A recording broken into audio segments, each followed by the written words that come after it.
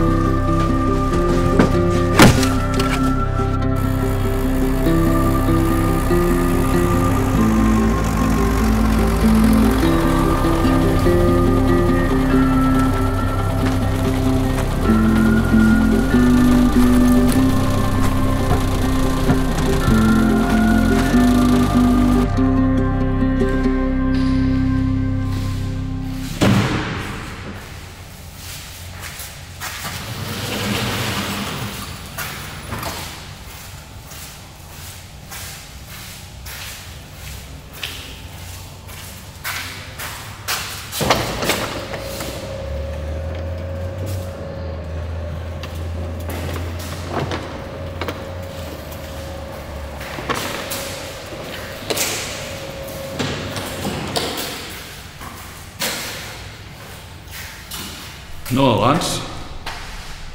Ikke det vil. Hvad med jer, Svend, her endnu i dag? Nej, ikke det vil.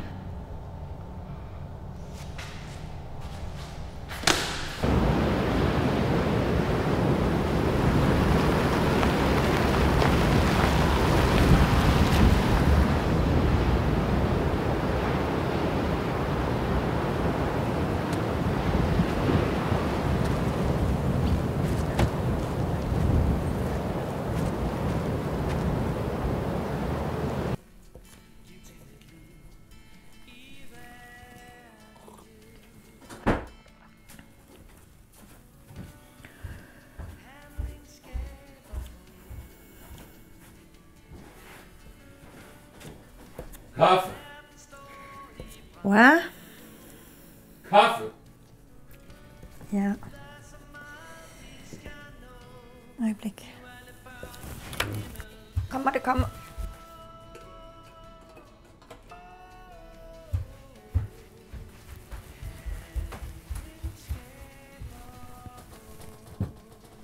Avis. Man skulle tro nogle gange, at du var født uden ben. Der er sukker med. Gud, hvor er du håbløs. Værsgo, skipper.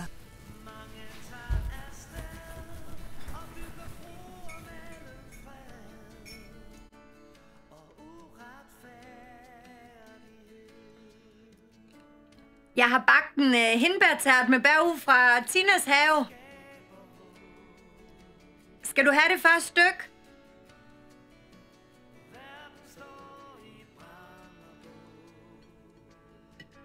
Har du for øvrigt hørt, hvordan det er, at Per han er fri til Tina?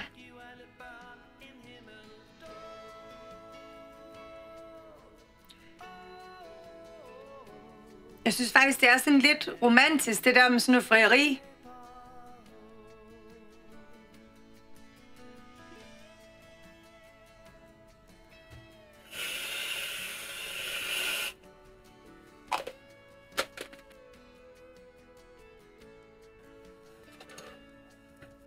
Måske vi lige skulle nappe et afsnit af Badehotellet.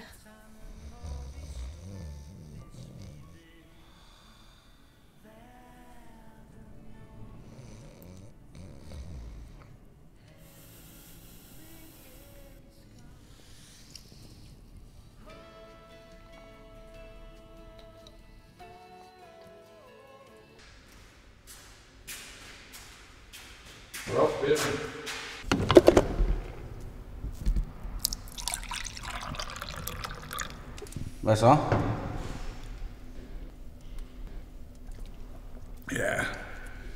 Det er tidligt i skole, der, ikke? Jo, men der kommer ikke så meget i nettet for tiden.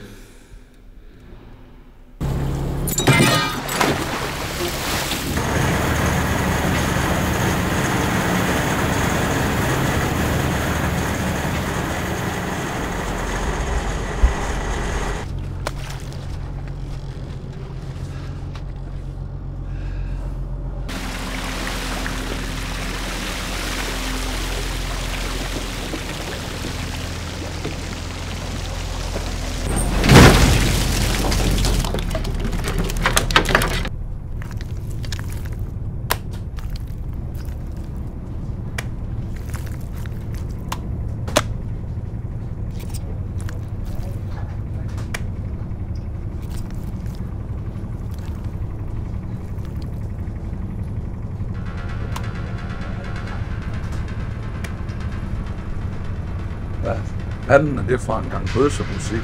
Det er da Sweet Tempest. Det kan jeg sgu ikke arbejde til. Det er det helt nye. Alle lytter til det i København. Det bliver det sgu da ikke bedre, ja. Han er søn af ham kendte fra 80'erne. Det ser der flammer med den der. Sjæl i flammer. Sjæl i flammer. Sjæl i flammer. Du skulle lige så ringe til at synge, som du er til at rense. Hvad snakker du om? Det er lige så godt en vej til at rense. Ja, hvad? Ja. I don't really care what you wanna say. To. What you got, what you show is just another day. 4. Why don't you tell me how I misunderstand? Why don't you tell me how you make it stand? Why don't you show me how to be a man? 10.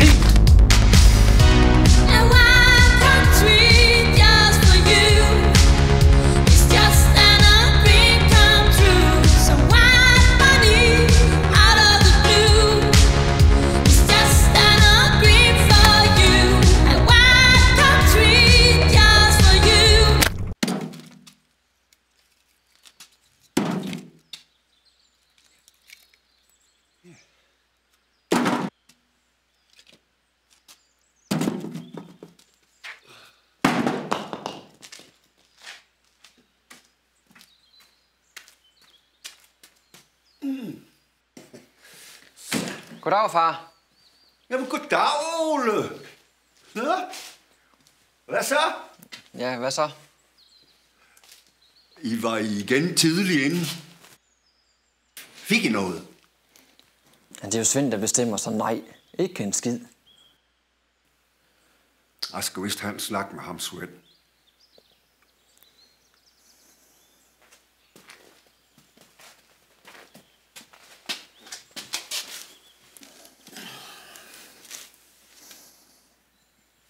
Spyt ud!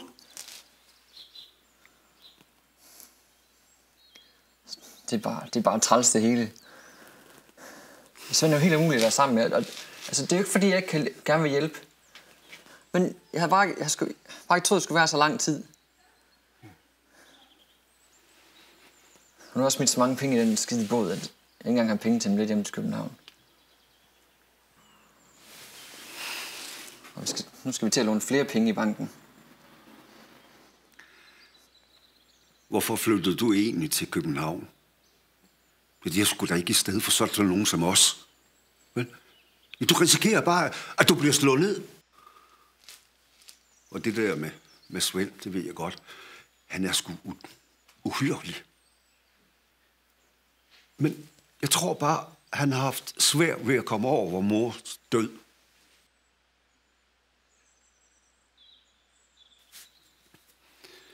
Men han må da for fanden lære at komme over det.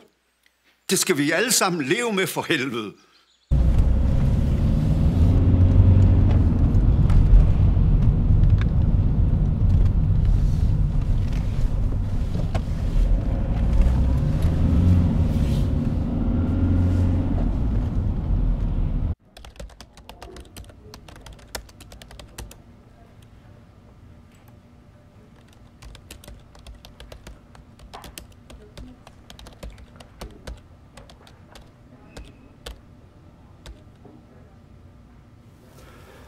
Som det fremgår det brev, jeg har sendt til jer, så er jeg jeres nye bankrådgiver, da Preben som ved er gået på pension.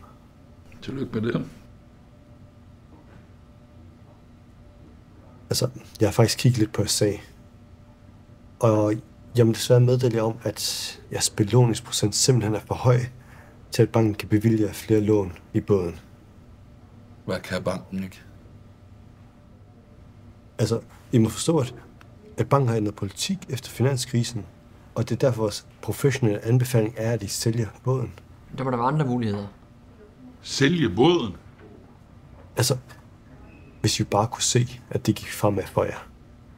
Men I er jo bagud med 3 terminer, og jeg har heller ikke betalt jeres livsforsikring. Og det er jo farligt at være fisker, ikke? Farligt? Jeg har sgu fisket hele mit liv, og jeg fejler ikke en skid. Så kommer så en som dig og siger, at jeg skal stoppe. Jeg har ikke sagt, at I skulle stoppe.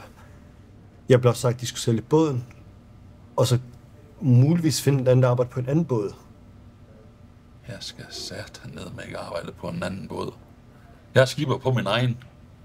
Kan du så få det lån, eller hvad? Det kan vi desværre ikke. Nå, så det kan banken desværre ikke. Hvad fanden kan I så? Rolig, Svend. Sæt dig nu ned. Gud, lad dig tage det roligt. Jeg vil lov til at snakke med Preben. Nu! Men Preben er jo pensioneret, det her David har lige sagt.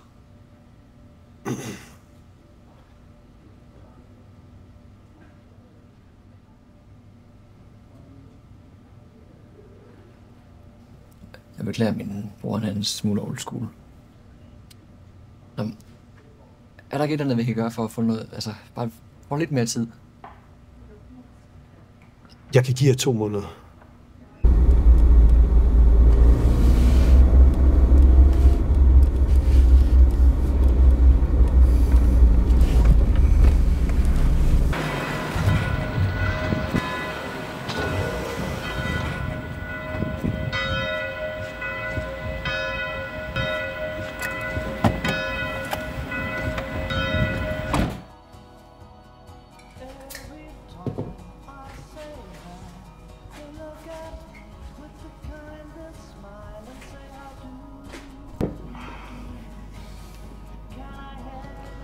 Hold kæft, et lortemøde. Hvad fanden er det for en bankrådgiver, vi har fået? Han var sgu da flink nok. Han gav sgu da 2 måneder. Han kom sgu da ikke herfra. Det kunne du sgu se. Du er så dygtig. Ja, ikke? Men lad os nu få noget at drikke. Det er jo trænger til. Lad os nu komme hjem. Altså, det skal være hav i morgen. Vi holder sgu bare fri. Jeg har ikke lyst i dag. Vi skal bare have den flaske. Og så sagde den brune bananfisker, at det var farligt at være på søen. Jamen altså, det er farligt at fiske. Altså, kan du huske Karl? Ja, Karl. Karls far, han druknede, dengang hun var ved det. Det er sgu fordi Karls far er tilfældet fra byen og tror, han fisker. Men mennesker, de er fandme så dumme. De kan ikke engang holde balancen, når de står og pisser. Hvis der er balancen, eller hvad?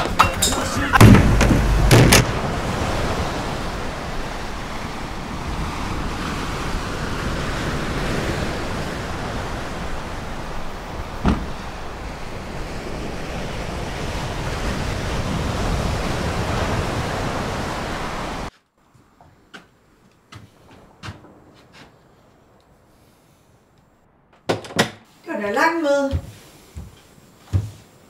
Ja, det trækker ud. Jeg er nede på bodegaen. Du er slet ikke så dum. Ej, men ved du hvad, det er du. Ved du hvad, du tænker fandme kun på dig selv. Hold nu kæft. Ved du hvad, jeg gider ikke høre dig. Jeg gider ikke se på dig. Jeg gider ikke lugte til dig i nat. Ved du hvad, kan du gå over og lægge dig til at sove over på sofaen? Sofaen? Ja, sofaen. Den kan du sgu da selv tage. Nej. Derovre.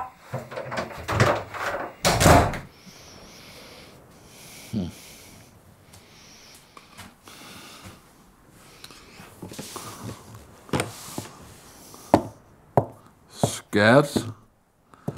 Skal vi ikke se et afsnit af Badehotellet? Læg dig til at sove, Svend. Har du husket sukker i kaffen? Ja, ja.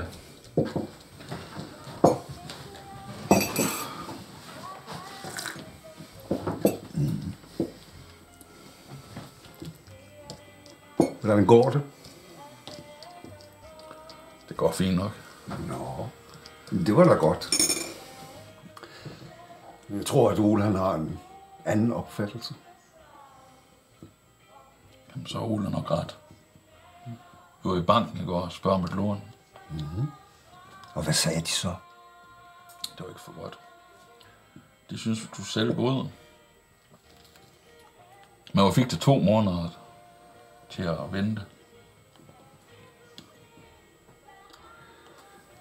Synes du ikke, det var på tide, du begyndte at tage dig sammen, hva'? Du bliver snart 40 år gammel, og du har ikke styr på en skid. Jeg synes, jeg gør alt, hvad jeg kan. Jeg er bare uheldig. Så er der krutter, bumtravlere, regler hele tiden. Jammer. Altid jammer. Og hvad angår din kone Ulla? Hvor længe må hun blive, hva'? Hvornår tror du, der kommer en pæn gammel mand og vil spise hendes kager? Hold din kæft! Gid det var dig, der var død i stedet for mor. Farvel! Jeg gider sgu ikke at høre på alt dit lort. Jeg skrid med dig!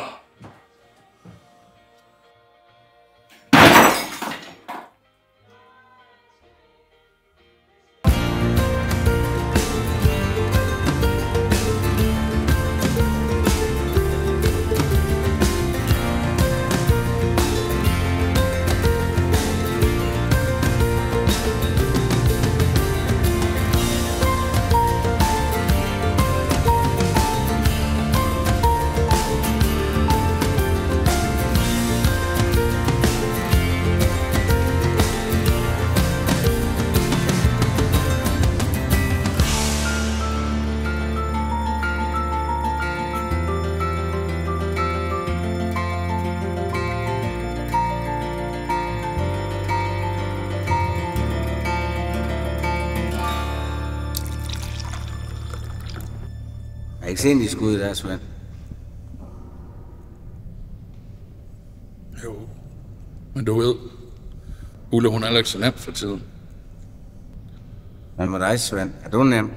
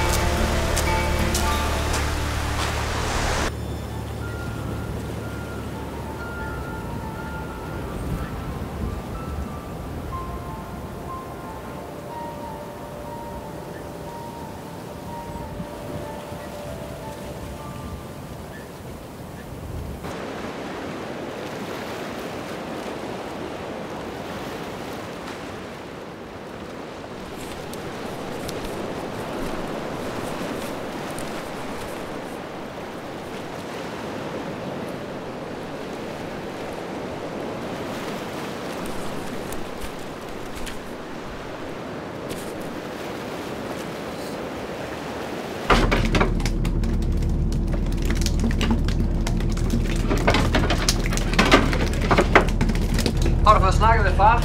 Ja, det går i telefonen. Jeg skal over til ham i aften. Det er også på tide. Det er 2 måneder siden. Ja, jeg ved det godt. Jeg skal forresten ikke høre noget af det der bøssemusik fra København, du godt kan lide. Jeg så ikke, du på arbejde til det. Det er ikke så slemt, igen.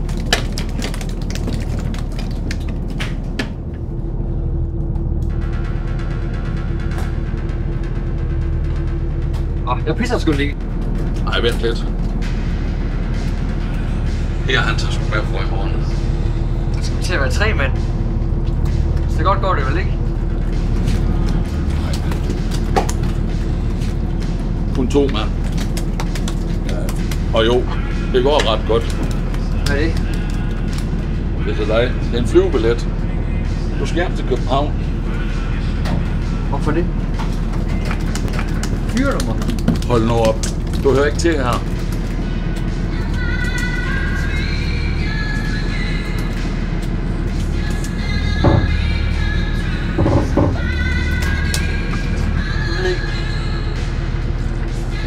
Jeg ved ikke, hvor glad jeg er for det. Du skal ikke sige tak. Det er mig, der skal sige undskyld. Hop så ud og pisse med dig. Det vil jeg godt sagt.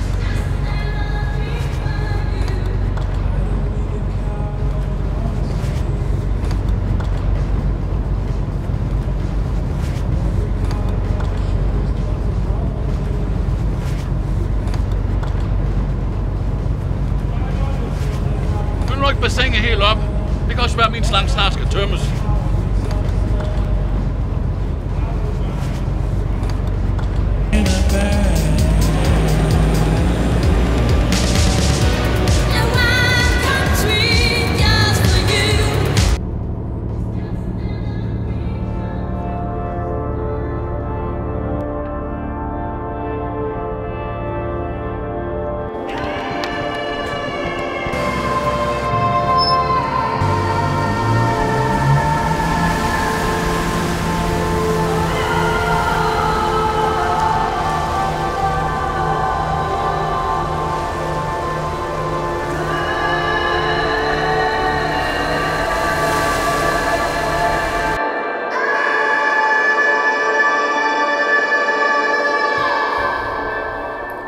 Vi er samlet her i dag for at tage afsked med en ung mand, som havde livet foran sig. Når et menneske dør, og alt føles meningsløst, kan det være svært for familien og vennerne at forstå hvorfor. Ole søgte efter friheden, og jeg håber, at I vil huske ham for sit mod og for at ville gå sine egne veje. Med tiden vil vi huske de gode minder, og for vor Herre er intet meningsløst, og han vil tænde et lys i mørket.